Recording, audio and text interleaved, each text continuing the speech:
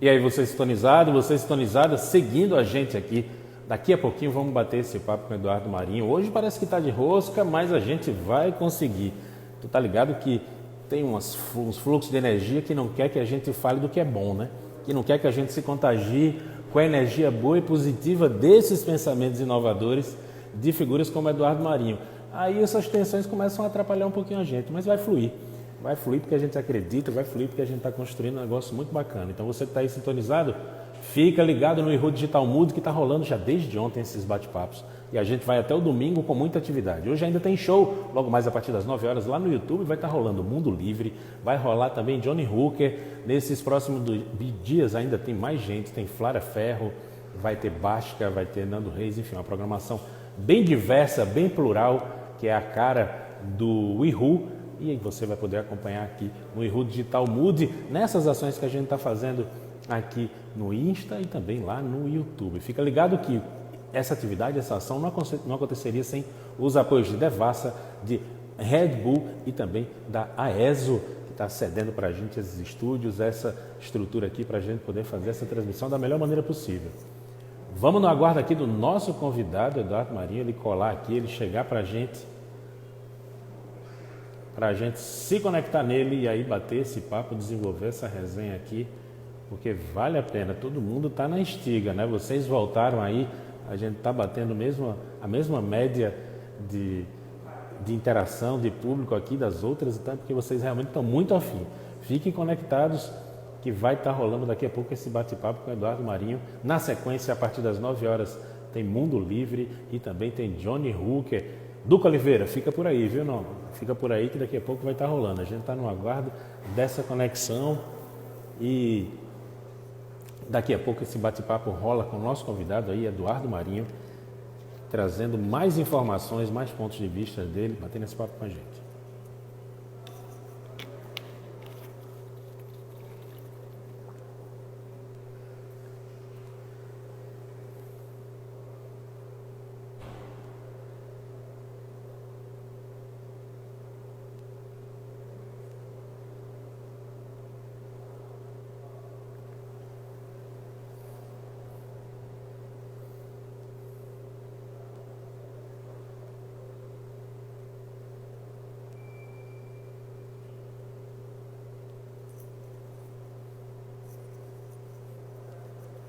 Estamos olhando aqui na listinha para ver se a galera aparece. Nosso convidado está por aqui, está já chegando. Está todo mundo aí nessa interação. Vocês também estão na expectativa aí? Vocês estão ligados nesse cara? Respondem aqui para mim, tá? Vocês estão ligados no Eduardo Marinho? Já ouviram falar dele? Já pesquisaram alguma coisa dele? É uma figura, viu? Tem umas colocações bem interessantes. Quando ele chega aí para colar com a gente, Eduardo, vamos tentar aí. E agora vai acontecer e parece que vai rolar esse nosso... Vai ficar gravado, Mari Bril pedindo para que a gente deixe gravado, vai ficar gravado. Tá conectando? Chegou bem. Fala aí, parceiro. E aí, Eduardo, tudo bem, meu querido? Uma boa noite para você. Irmão. Boa noite, velho. Demorou, mas chegou, né? Demorou, mas rolou. Eu sou o Patrick, eu estou falando diretamente do Recife. É um prazer muito grande trocar essa ideia contigo. Uma honra mesmo. Eu andei dando uma estudada, me preparando para conversar contigo e naturalmente me encantei com o que eu vi. E entendi o porquê do festival ter essa preocupação de trazer uma figura como você para poder contribuir, para poder trazer esses seus pontos de vista.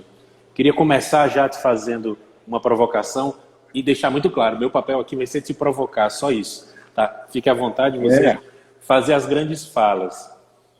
A gente é construído dentro de um modelo de sociedade que ele é muito afastado da nossa realidade até genética, eu posso colocar assim, de vida coletiva, de uma visão horizontal, do respeito e desse fluxo de experiências e, sobretudo, do sentir.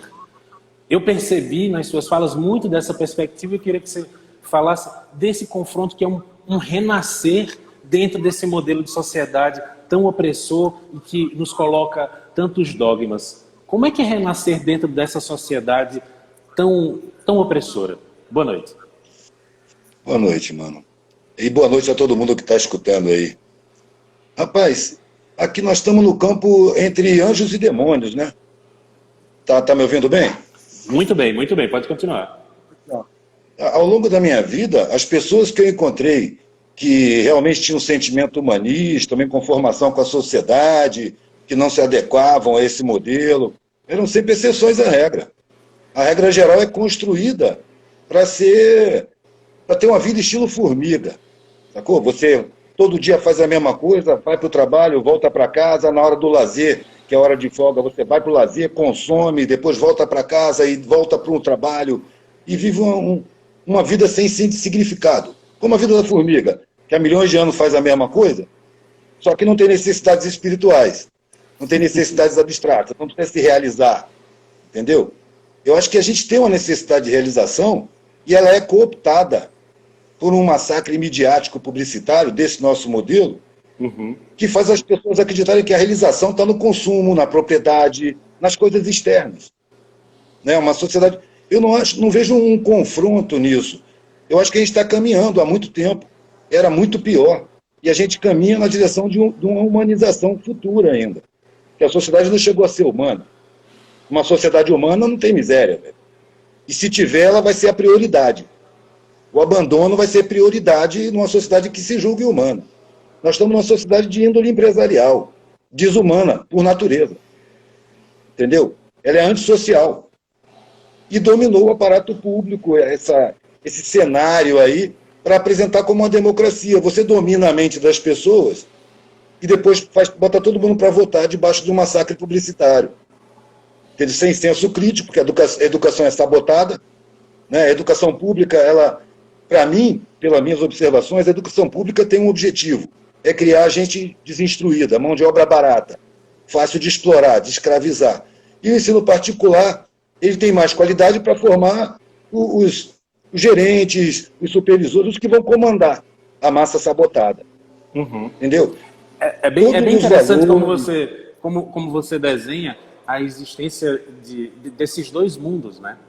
E num momento como esse que a gente está passando, de epidemia, de isolamento, de um falso isolamento, e de modelos muito equivocados de gestão desse processo, fica muito acentuado isso, né? O quanto muito mais negros e negras, o quanto muito mais a periferia está sofrendo com uma doença como essa, com a escassez de alimento, com a dificuldade de emprego e coisas desse tipo. Fica muito mais acentuado quando a gente chega num momento como esse, não é mesmo?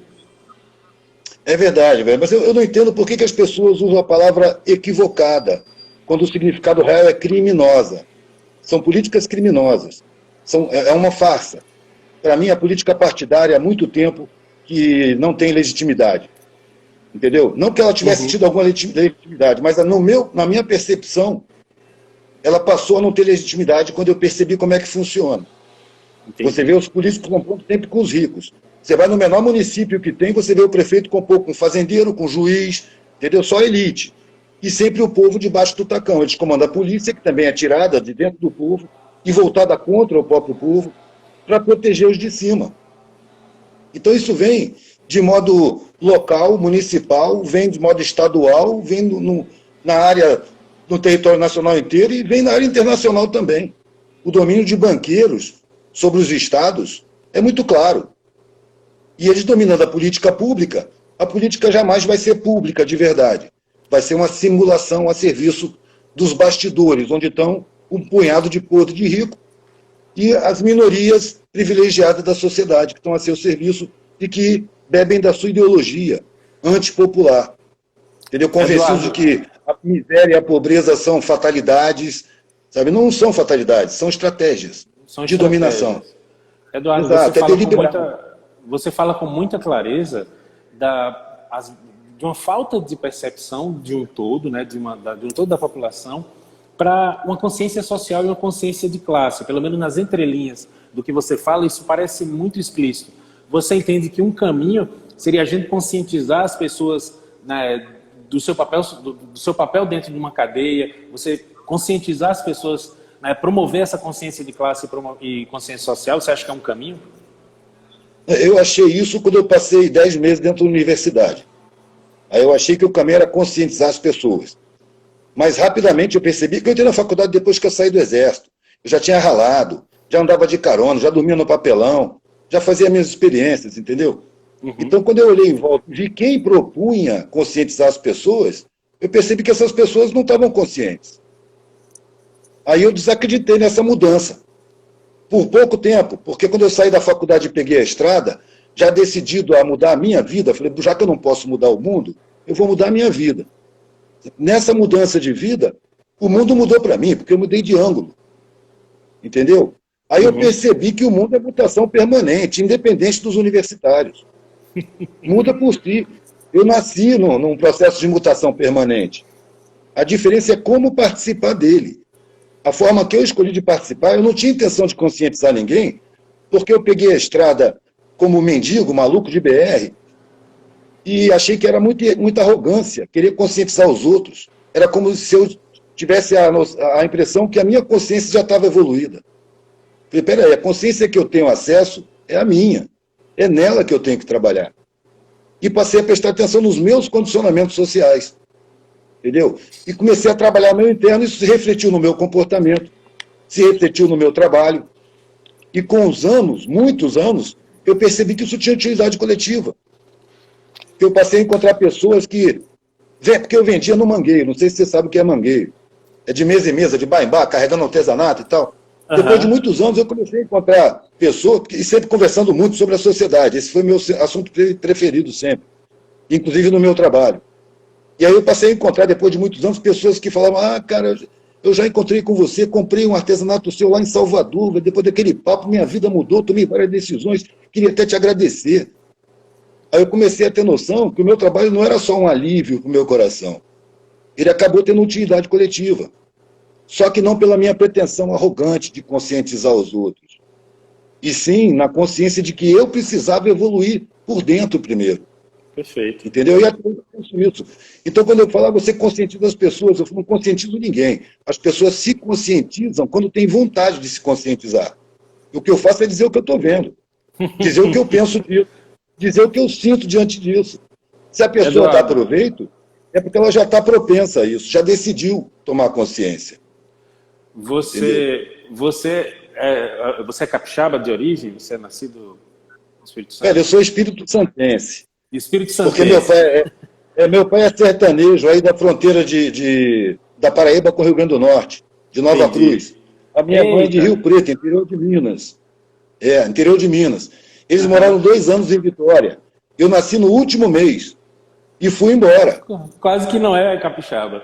Eu queria te perguntar, foi no sentido das andanças pelo Brasil, porque o olhar do Brasil, que é retratado, sobretudo na mídia, durante todo o tempo, sempre foi muito viciado em olhar a partir do Rio para o Brasil, a partir de São Paulo para o Brasil. E eu queria que você falasse um pouco do viajar pelo Brasil, deve ter modificado também. Por exemplo, você chegar em Salvador, a massa, aquela Roma negra que Salvador muda o nosso olhar, atinge a gene de como a gente enxerga o Brasil. Eu queria que você falasse um pouco das andanças pelo Brasil que contribuíram nesse teu olhar. Bom, as andanças que começaram em 80, que foi pegar a estrada e não ter mais casa durante 2 anos, foi por lugares que eu já tinha conhecido, né? Porque meu pai era militar de carreira. De 2 em 2 anos ele mudava de lugar. Então eu fui forasteiro a infância inteira. E quando acabou a infância eu continuei forasteiro o resto da vida. Quando eu estava por exemplo, meu pai não mudava de bairro, ele mudava de região. Então mudava as etnias, mudava o sotaque, mudava a comida, mudava o clima, mudava o relevo, mudava tudo. Na minha infância eu morei no Rio, morei em Mato Grosso, morei em Feira de Santana, morei em Brasília. Até em Brasília eu fui para o Exército. Eu fui mudando com meu pai e minha mãe o tempo todo. Então, quando eu peguei a estrada e passei a andar, a diferença foi a classe onde eu andava. Que eu passei a viver junto da base da sociedade, aqueles que constroem o alicerce, a mão de obra barata, os excluídos principalmente. Eu fiz um estágio entre a mendicância de mais de 1 ano, aprendendo com eles. Quando eu cheguei com a índole universitária de querer ensinar. Entendeu? Quando eu estava na universidade e dava instruções a pobres, achando que eu era muito benevolente em estar passando o meu conhecimento, eu via os pobres me olhando, me ouvindo e depois indo embora. Eles não estavam entendendo o que eu estava falando.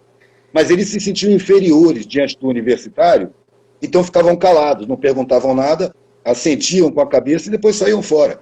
Quando eu me tornei um mendigo, aí eu já era visto como igual. Já estava dormindo no papelão, estava pedindo comida. Aí eu comecei, logo no comecinho, eu comecei a querer ensinar a respeito do contexto social e os caras começaram a rir da minha cara. E falaram, você é professor, rapaz? Ninguém está entendendo essas palavras que você está falando aí, não. Aí eu me dei conta. A presunção do universitário, né? Eu não tinha acesso à língua daquela rapaziada. Numa comunicação, velho, qualquer que seja essa comunicação, a parte mais importante é a do receptor.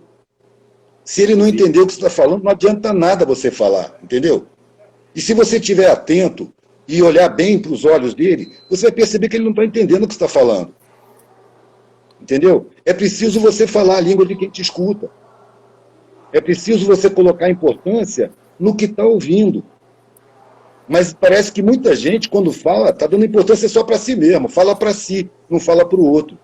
Uma vez eu fui comentar, depois de uma fala numa universidade, que tinha vários representantes de favela. Depois que ele fez a fala, eu falei, cara, essa língua que você falou foi universitária, mano. Essa moçada não fala essa língua. Ele falou, mas eles também têm que se esforçar. Eu achei de uma falta de respeito, uma falta de percepção. Eu preciso se esforçar. Cara, vai lá onde eles vivem. Vive como eles vivem. Vê se eles não se esforçam, mano. Sofra uma sabotagem institucional na sua instrução e depois seja cobrado por quem teve acesso que você entenda o que ele está falando. Isso é injustiça, mano. No meu caso, é uma falta de percepção, porque o cara era gente boa, muito bem intencionado, só que ingênuo, levado pelo condicionamento social a sentir superioridade por portar conhecimento acadêmico, quando, na verdade, ele devia estar sentindo uma grande responsabilidade por ter tido acesso ao que todo mundo tem direito e é vetado. Existe uma hierarquia de acesso, né? Uma hierarquia artificial e falsa, porque a universidade depende completamente dos braçais, e os braçais não dependem da universidade para viver. Entendeu? Se não fossem os braçais, a universidade não seria nem construída e nem funcionaria. Os invisíveis estão lá, botando tudo para funcionar. E as pessoas lá dentro, por mais boa vontade que tenham, não se defendem contra esse condicionamento, essa indução. Acaba sentindo mesmo superioridade, porque o privilégio está na mão. As instituições respeitam mais, as lojas respeitam mais, tudo respeita mais quando o pessoal é de família de bens. Entendeu? Que eles chamam família de bem. Na verdade, é família de bens. Se você tem propriedade, você tem algum valor. Se você não tem propriedade, você não vai... alto. É a grana falando mais alto. Você está acompanhando aqui o WeTalk do Ihu Digital Mood. Eu estou batendo um papo, meu nome é Patrick Torquato, eu estou batendo um papo aqui com Eduardo Marinho, nosso convidado para esse WeTalk. Logo mais, a partir das 9 da noite, está rolando show do Mundo Livre, na sequência Johnny Hooker, mas a gente continua aqui, mais essa conversa.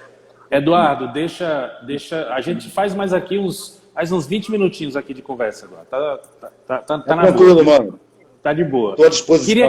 Eu queria que você pudesse contribuir para a gente na seguinte perspectiva. Eu vi uma análise muito prudente que você fez do confronto desse mundo racional que a gente vive e que ele tem uma característica do homem, ela tem uma característica muito grande desse protagonismo patriarcal nessa racionalidade, e a gente perde de aprender com o feminino harmonioso, que está mais preocupado com o sentir, que está mais preocupado com estruturas mais horizontais de compartilhamento. Eu queria que, por gentileza, você fizesse, mais uma vez, essa menção desse confronto entre essa racionalidade patriarcal e o sentir desse universo feminino que essa sociedade da gente oprime tanto esse olhar e essas vozes.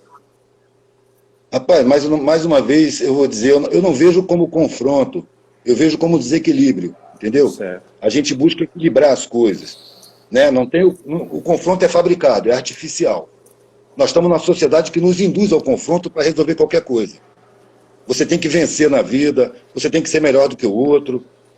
O mundo, a sociedade é apresentada como uma arena competitiva, onde você tem que vencer, né? Então a competição, ela foi entranhada na gente, que a gente já está distante do animalismo, já não precisa mais competir, mas o poder social, o poder econômico financeiro não permite que a gente evolua para uma sociedade harmônica.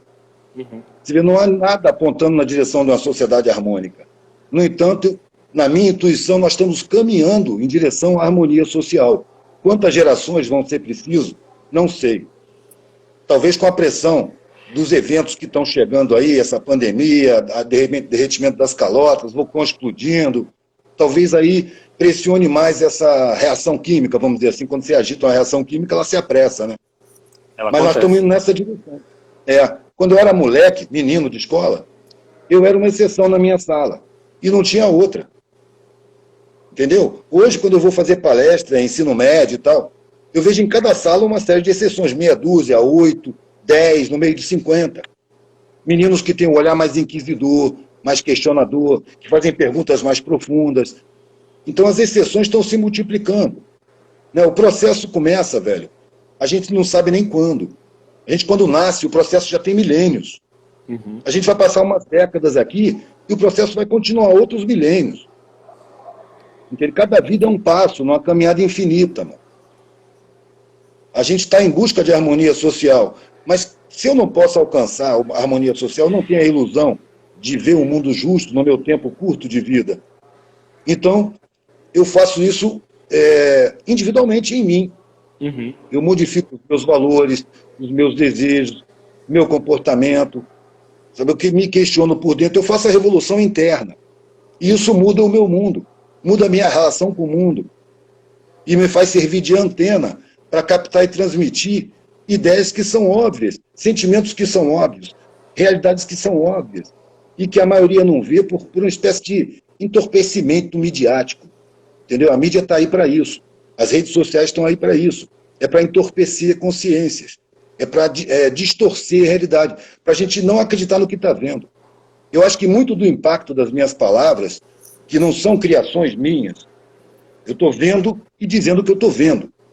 Muito do impacto, eu acredito que se deve ao fato de que as pessoas veem a realidade e não acreditam no que estão vendo. Lá com uns 14 anos, 15 anos de idade, eu via a frustração, olhava para o mundo e falava, não é possível, eu estou vendo errado. Eu não estou vendo, isso não é do jeito que eu estou vendo. Eu tenho alguma coisa errada. Essa é uma sensação que as pessoas têm a vida inteira. O problema é que a vida é curta e passa, velho, e acaba.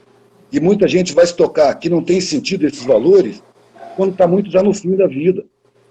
Eu ouvi isso de um velhinho de quase 90 anos. A sensação que eu tenho é que mentiram para mim lá no começo da minha vida. Eu passei a vida inteira correndo atrás dessa mentira. E agora que a morte está chegando, eu não posso mais sair de casa sem uma enfermeira, não posso mais trabalhar. Eu tive a sensação que a morte está na minha frente, vai abrir a porta. Aí eu olhei para a minha vida, ela tinha perdido todo o sentido. Velho, foi esse cara que me fez sair de junto dele e ir para a universidade pedir desligamento. Eu não vou por aí. Não sei para onde eu vou, mas por aí eu não vou. E fui descobrir o caminho no caminho. Entendeu? Eu não sabia se eu ia encontrar o sentido para a vida. Mas ali onde eu estava vendo que não tinha sentido nenhum. Eu vou procurar um sentido para a vida. Ou eu vou encontrar ou eu vou morrer procurando. Porque eu não aceito me conformar com uma vida medíocre, me servindo sempre dos sabotados sociais. O que é você pagar empregados, velho? Quando você paga um salário mínimo ou 2, você está usufruindo de injustiça social. A pessoa que se submete a um trabalho desse, ela foi roubada do seu direito à formação, à instrução, à informação. Então, se eu tenho empregados, eu estou usufruindo dessa injustiça. Eu tinha 18 anos quando eu falei, na minha vida não vai ter duas coisas, patrão e empregado, chefe e chefiado, superior e subordinado. Na minha vida não vai ter isso. Eu não posso tirar isso do mundo, mas da minha vida eu posso. Eduardo, eu queria que você pudesse falar um pouco, e é perceptível no seu discurso, tem afirmações que são muito provocadoras e tem muitas perguntas, e que é muito pertinente, porque existe uma coerência muito interessante em como você constrói, mesmo indo para lados distintos, você sempre está trazendo essa mesma provocação. Você encontrou também em arte, nas artes plásticas, em pintura, né, em obras visuais, um ambiente para você poder expor essas suas ideias e essas provocações. que estão em frases, estão em figuras que aparecem ali na pintura. Eu queria que você falasse um pouco disso enquanto um recurso permanente, né? Porque você fazendo uma palestra, você fazendo uma fala, vai mexer com as pessoas, mas se não for gravado esse vídeo, se perde. Mas na pintura, nas suas obras, está ali essa provocação permanente que pode ser replicada. Eu queria que você falasse um pouco desse recurso que você usa para manter essa sua provocação chegando cada vez a mais gente. Rapaz, olha, eu vou ter que corrigir de novo. Eu não chamo de provocação. Tá bom. Eu não chamo de provocação. Eu chamo de inconformação. Eu não tenho como me conformar com a sociedade como ela se apresenta. E eu preciso colocar isso no meu trabalho porque isso me dá prazer em estar vivo. Isso é só isso que eu queria na vida, mano. Ter prazer em estar vivo. E eu só pude ter esse prazer quando eu vi que as minhas peças saíam para o mundo causando reflexão. Aí eu me senti satisfeito. Assim vale a pena viver. De outra forma, não. Agora, para eu chegar aí, eu tive que abrir mão de todas as regalias de classe que eu tinha. A partir dos 19 anos, eu não tinha mais plano de saúde, eu não tinha mais carteira de filho do coronel, eu não tinha mais a carteira do Exército, a carteira do Banco do Brasil, eu estava sem documento. Sabe? Tive que abrir mão de todas as garantias sociais, vamos dizer assim, e partir para o risco. E foi assim que eu percebi que liberdade é risco. E não é brincadeira, é risco de verdade. Eu vi gente morrer do meu lado, de tiro, de overdose, de faca, atropelado no acostamento por um caminhoneiro revoltado. Sabe? Eu vi muita coisa, eu estava em risco. Meus filhos nasceram, eu estava em risco, eles também estavam em risco. E assim até hoje. Entendeu? Eu tive que abrir mão, porque se eu quisesse segurança, era como se eu tivesse que ficar preso numa gaiola. Nessa gaiola eu vou ter a comidinha certa ali, o alpiste, a bananinha, o mamãozinho colocado pelo tratador, vai ter a troca do jornal, mas eu vou ter que estar preso. Né? Como você está, quando está com grana, você tem que estar dentro de um condomínio, dentro de um lugar fechado, dentro de um clube, num shopping com segurança, porque você fica inseguro. É um mundo de miséria, de carência e de ânsia de consumo, plantado à farta pelo massacre publicitário. Todo mundo quer consumir. E você tem milhões de pessoas que recebem essa indução, que só tem valor se ele tiver, e não tem condição econômica para isso, que a sociedade rouba os direitos dessas pessoas. Desses milhões, vão sair milhares de inconformados para a bandidagem. Se pelas vias honestas eu não tenho acesso a isso, que eu sou louco para consumir, eu vou usar as vias desonestas.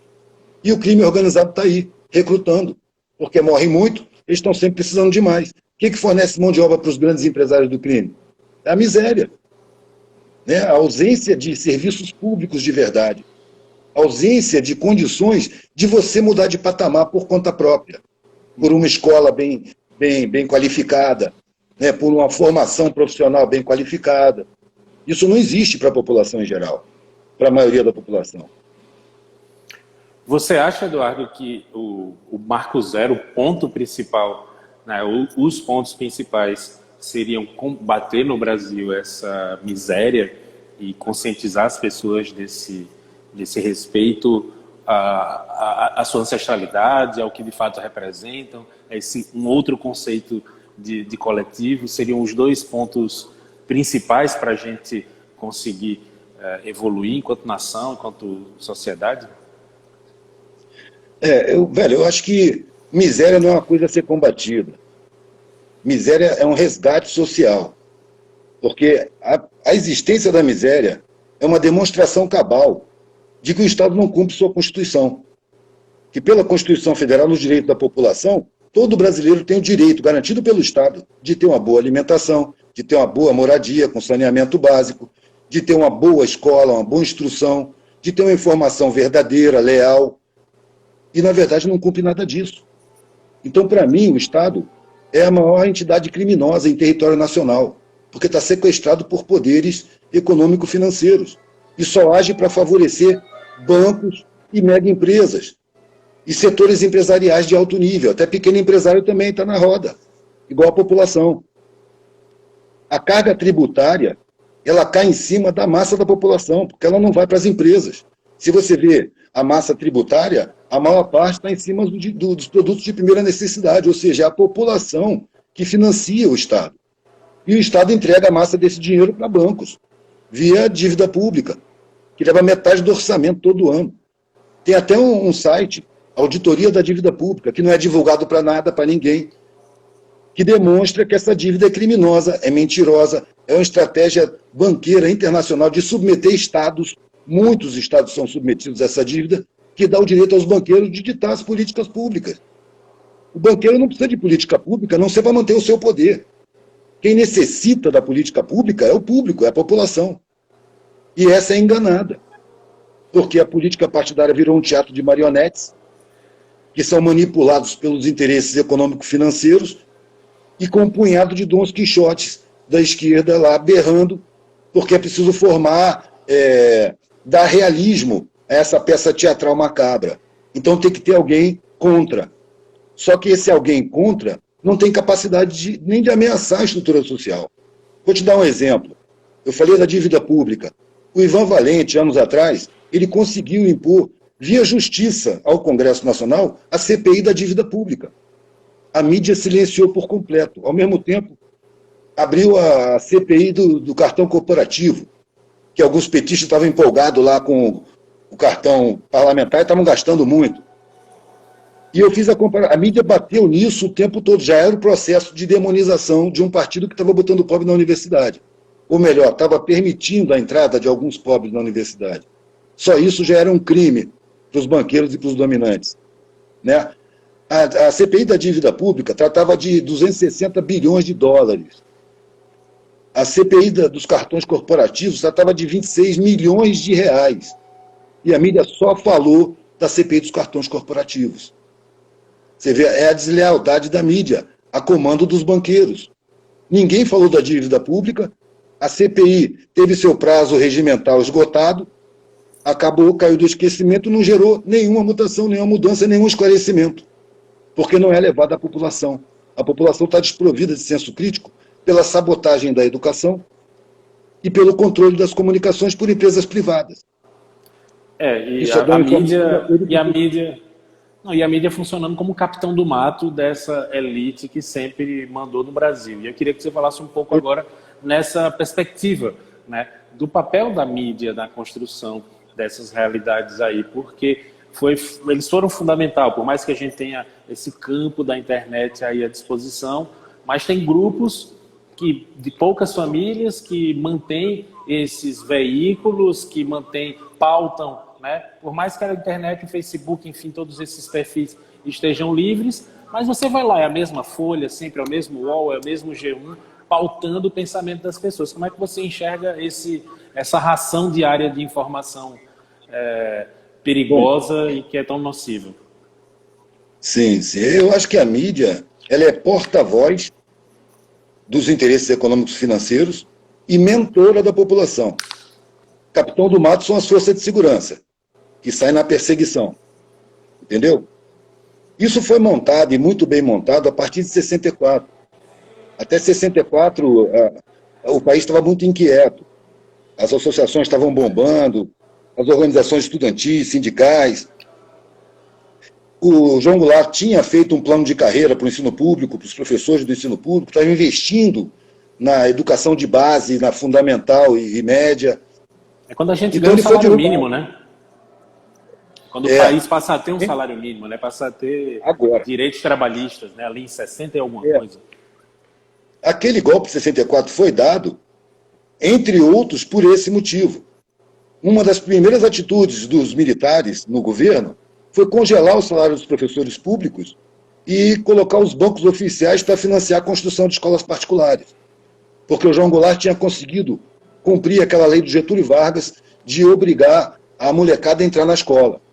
Então ele encheu a escola de pobre, criou condições para isso.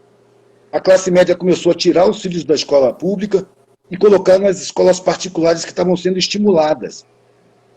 Eu lembro quando eu era menino, de ver professor de escola pública fazendo prova para entrar em escola particular porque elas pagavam melhor. Estava havendo uma sabotagem do ensino público em geral. E, ao mesmo tempo, estava havendo um investimento através da Time Life na formação da Rede Globo, aquela televisãozinha e um jornalzinho local, e virou uma rede nacional em 5 anos. E num procedimento tão ilegal que um coronel foi ao Congresso para denunciar a união Time Life com a Globo. Só que aí o serviço já estava feito, estava no território nacional todo.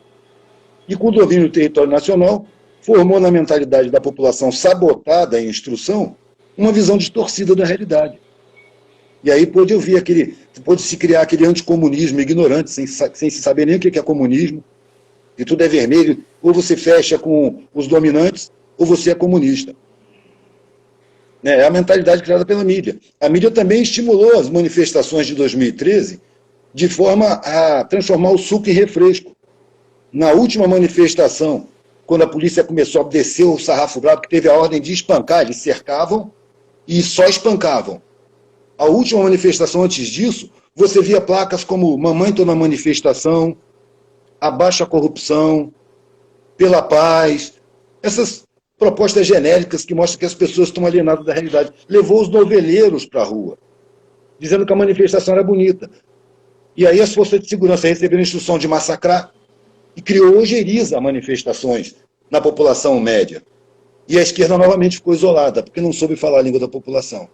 Aliás, um dos grandes erros da esquerda foi não investir nas comunicações, preservar o patrimônio comunicacional na mão de meia dúzia de famílias podres de rica que fecham com banqueiros internacionais, que fecham com o envenenamento do campo, fecham que patrocinaram o golpe, né? E que Exato. patrocinaram esse golpe de 2016 que a gente viveu no Brasil. Eu estou Os conversando golpes aqui... são dados. Pois não, continue. Pode continuar. Os golpes são dados todas as vezes que algum governo favorece a população de alguma maneira. Aí sempre tem um golpe. Se você olhar para trás, os golpes foram sempre assim. Um governo começou a investir na educação do povo, derruba. Um governo que decreta a reforma agrária, derruba. Um governo que permite que pobre entre na universidade, derruba. Tirou o Brasil do mapa da fome, derruba. A fome é uma forma de pressionar o trabalhador a aceitar qualquer condição de trabalho. Então é preciso ter miséria, fome e abandono para a manutenção dessa estrutura social desumana. Você está desenhando aí algumas dessas afirmações e eu percebo que você não diz, você não se refere, mas está muito nos preceitos, lógicas que pautam tanto o comunismo, lógicas que pautam inclusive muitos dos discursos eu vou cometer uma coisa bem grande agora, tá? Mas muito do discurso de Jesus Cristo. E aí eu não estou falando isso por nada, mas a visão tanto de base do comunismo e do socialismo bem comum, né? Dessa fraternidade, desse convívio respeitoso com o irmão e coisa e tal, ele nasce com a gente nessa estrutura de clã, né? De sociedades tradicionais, de sociedades latinas tradicionais, de sociedades africanas tradicionais, nas nações antes mesmo desse homem branco europeu chegar.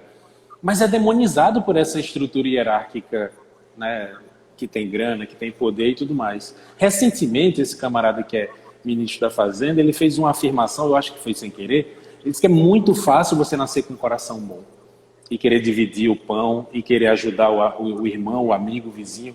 Difícil é você ser neoliberal. E ele fala que ele passou muito de tempo tentando ser neoliberal para ser essa bosta que ele é hoje. Eu queria que você falasse um pouco nessa perspectiva. O seu discurso é muito coerente, é muito humano, e ele flerta com esses dogmas da esquerda, socialista e comunista, do mesmo jeito que ele flerta também com esse olhar do que é dito acerca de uma figura histórica, que a gente não pode ignorar dessa figura histórica para o Ocidente, que foi Jesus Cristo, que eu acho que foi um cara muito legal. O difícil é quem manteve falando dele esse tempo que passou. Mas você consegue se enxergar dentro desse campo da esquerda, por exemplo? Não, velho, não. Eu não acho que a esquerda saiba respeitar a população. Eu acho que ela tem o condicionamento, pelo menos a maioria, a grande maioria que eu conheci. Veja que eu não estou falando de partidos, eu estou falando do campo do pensamento, tá?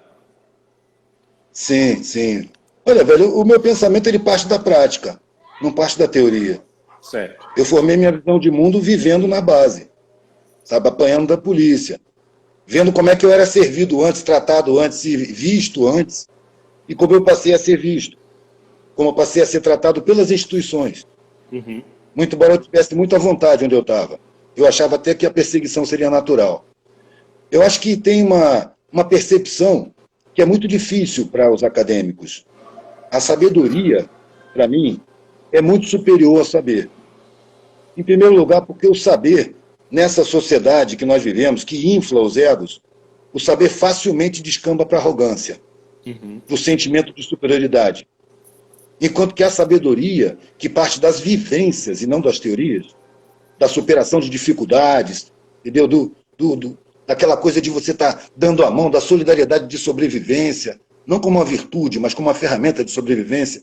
A sabedoria está nas periferias, está nos mais pobres e mais velhos. Era preciso juntar o saber com a sabedoria. A sabedoria ela tem a humildade dentro de si e tem a solidariedade também intrínseca a ela.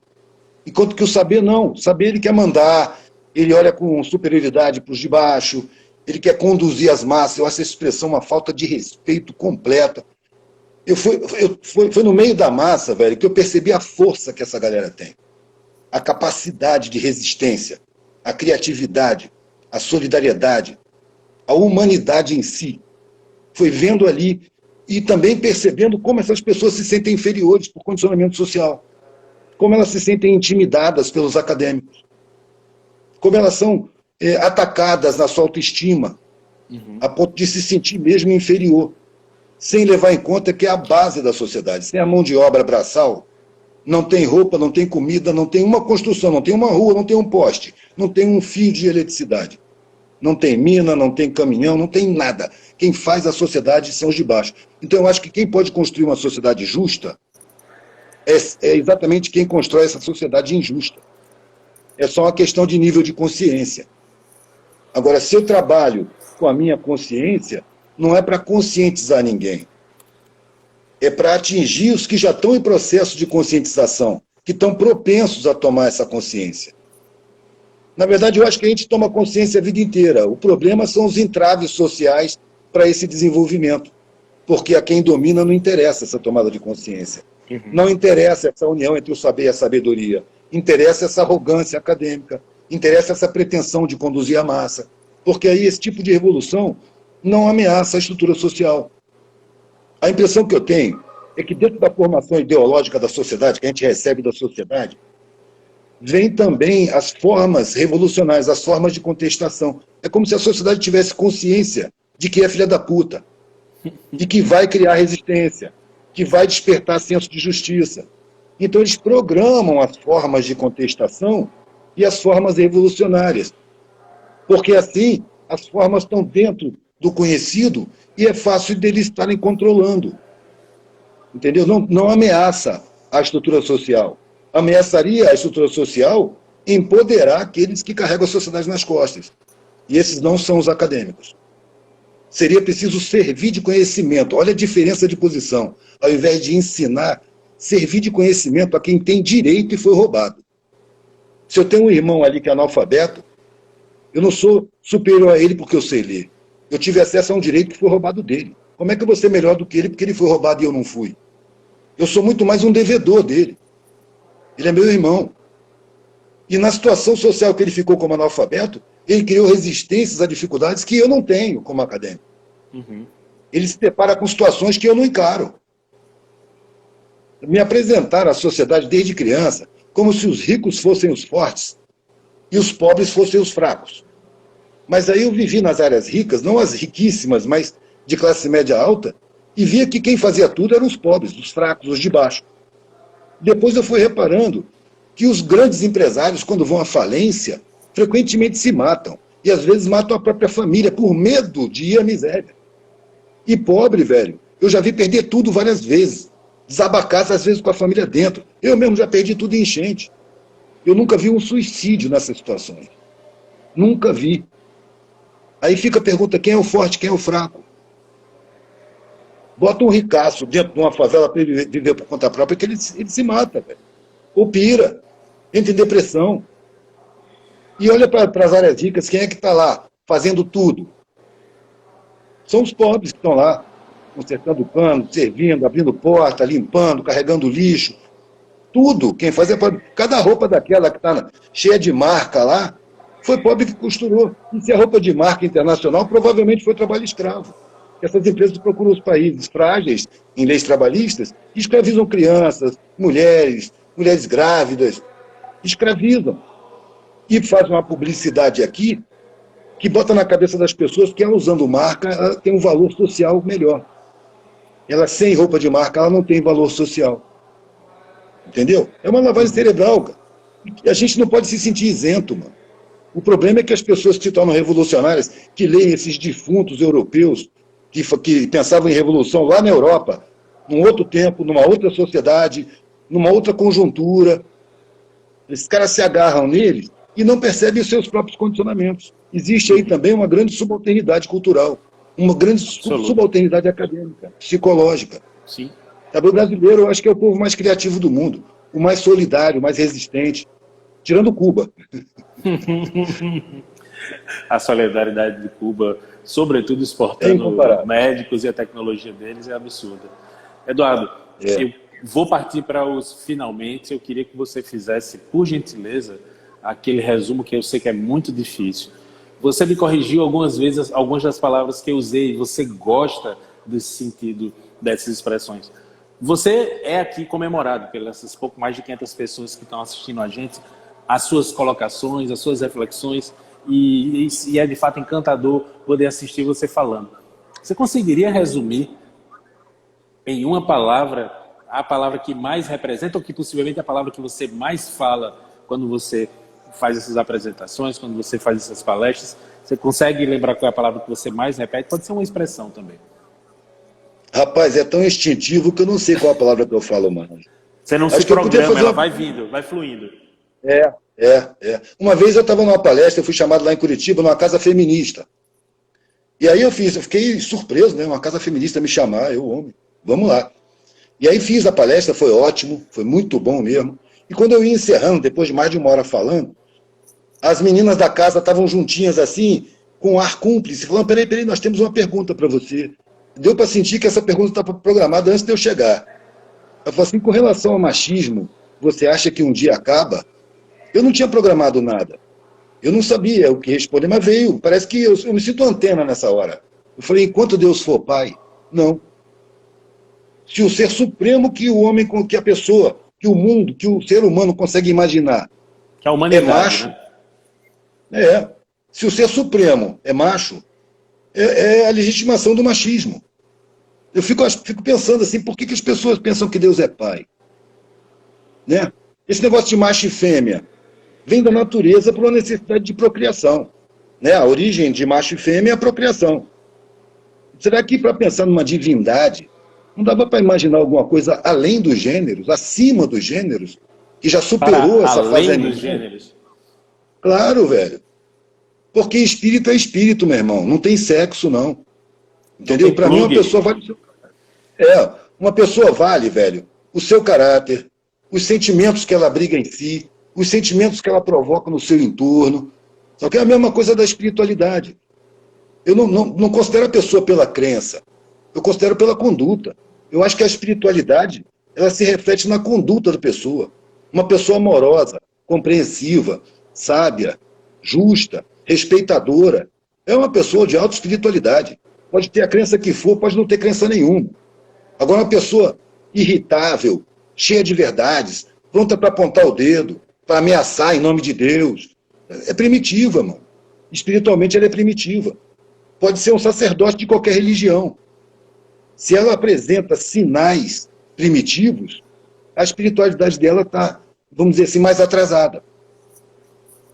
Entendeu? A espiritualidade se manifesta no comportamento, na conduta, no caráter, nos sentimentos. Assim, para mim, é o valor de uma pessoa. Que maravilha poder trocar esse lado, Marinho. Queria agradecer muito a sua presença, ter se disponibilizado. Tá me dispensando? Não, dispensando não, pelo amor de Deus. A gente está curtindo muito, mas a gente tem uma programação. A gente tem uma programação, daqui a pouco a gente vai entrando.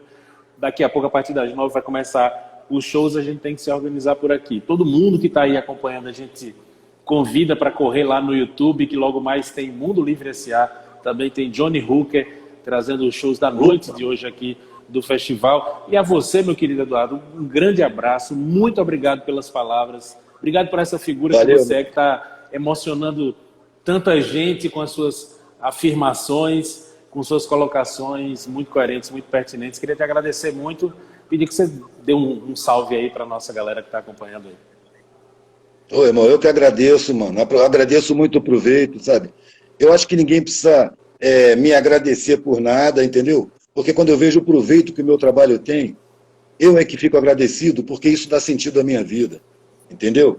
Então eu agradeço muito a você, a toda a equipe aí. Um abraço para essa rapaziada que está ouvindo, que está assimilando, que põe em prática nas suas escolhas, nas suas decisões, nos seus valores, nos seus comportamentos, essa visão humanista de vida. É isso Quiçá aí. um dia sociedade vai ser assim. Que maravilha. Obrigado, Eduardo. Até uma Valeu, próxima. parceiro. Obrigado demais, viu? Valeu. Até. Abração. Obrigado, velho. Valeu! Esse aí foi o nosso convidado, Eduardo Marinho. Você que curtiu, você que gostou, segue ele lá também aí nas redes. Vê o filme dele, Via Celestina, filme super bacana. Você acompanhou aí nosso We Talk dentro da programação do Ihu Digital Mood, logo mais a partir das 9 horas, daqui a bem pouquinho, vai estar rolando o Mundo Livre diretamente ao vivo aqui dos estúdios da ESO. Eu vou estar lá batendo esse papo com eles e transmitindo para vocês. Então corre lá no YouTube, cata lá Devassa, cata lá o Ihu Festival, cata lá Mundo Livre SA, que uma hora vai aparecer lá no YouTube para você poder assistir. Chega lá, eu volto já já, a Trip Torquato aqui falando com vocês para o Ihu Digital Mood. Valeu. Hã?